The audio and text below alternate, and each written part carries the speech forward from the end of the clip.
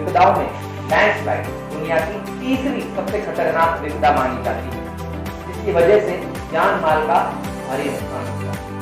भारत में कई क्षेत्र ऐसे हैं जहां लैंडस्लाइड का खतरा हमेशा बना रहता है।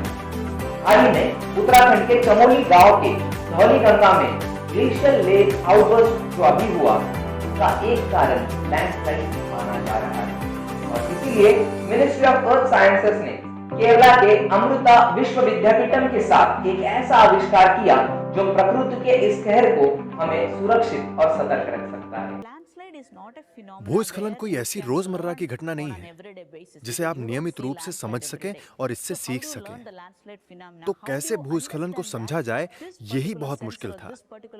ये जो हमारा सिस्टम है या सेंसर है, हर विशेष जरूरत को पूरा कर सकता है, लेकिन इसके लिए हमें एक बहुत बड़ी लेबोरेटरी लगानी पड़ी, जहां हम बारिश और रिसाव को अलग अलग ढंग से रेगुलेट करके भूस्खलन को समझ सके।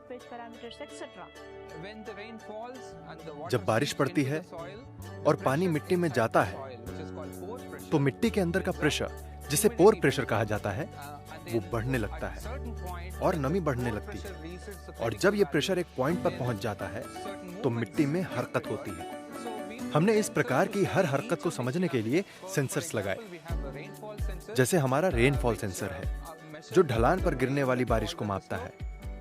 ह्यूमिडिटी सेंसर है, जो हमें बताता है कि पानी के मिट्टी में जाने के बाद नमी कितनी बढ़ी है। और फिर जो पोर प्रेशर बनता है, उसे मापने के लिए भी हमारे पास सेंसर्स हैं। हम लगातार कई दिनों तक बारिश करते हैं। धीरे धीरे पानी मिट्टी में घुसने लगता है और मिट्टी खिसकने लगती है। इस पूरी प्रक्रिया में जब से बारिश का पानी मिट्टी में मिलता है, ह्यूमिडिटी बढ़ती है, पोर प्रेशर बढ़ता है और मिट्टी खिसकती है, हमारे सेंसर्स ये सभी वैल्यूज को पकड़ लेते हैं। और फिर जब भूस्खलन होता है, तो इन वैल्यूज पर और मिट्टी के व्यवहार पर आधारित हम एक मॉडल बना लेते हैं, जो हमें बता सकता है कि असली हालातों में क्या होने की संभावना है। यह सिस्टम एक बड़े एरिया पर लागू किया जा सकता है। जैसे केरला में जो हमारा सिस्टम है, वो एक बड़े एरिया को कवर करता है, लेकिन सिक्किम में जो हमारा सिस्टम है, वो और बड़ा है, लगभग 50 से 60 एकड़ को कवर करता है। असली भूस्खलन के समय सूरज की रोशनी बहुत कम होती है, तो हमें इस सिस्टम की सारी एनर्जी का सही और पूरा उपयोग करना पड़ता है, ताकि ये सिस्टम अपनी ऊर्जा पर चल सके और साल के 365 दिन काम कर सके और जरूरी जानकारी दे सके। इसका एक दूसरा महत्वपूर्ण पहलू है सामाजिक पहलू।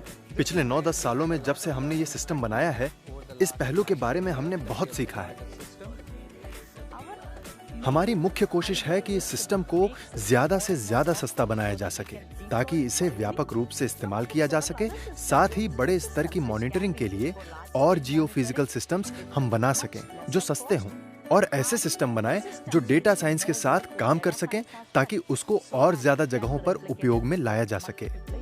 और एक मुख्य पहलू जिसकी तरफ हम ध्यान देना चाहते हैं, वो है कि कैसे समुदायों को संलग्न किया जा सके।